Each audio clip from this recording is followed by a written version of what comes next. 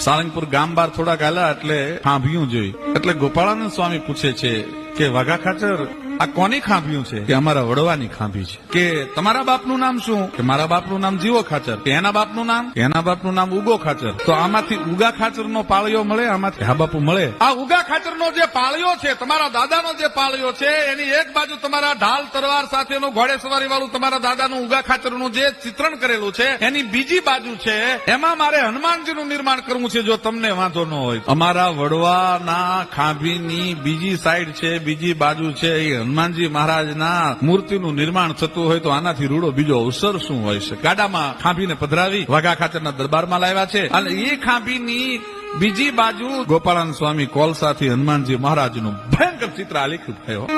અને કાનજી કડિયાને કીધું કે આના પરથી તારે શિલ્પ કંડારવાનું છે, આના પરથી એક મૂર્તિ કંડારવાની છે, અને એક ચિત્ર છે એ ગોપાળાનંદ સ્વામીએ કાગળ ઉપર ચિતરી દીધું.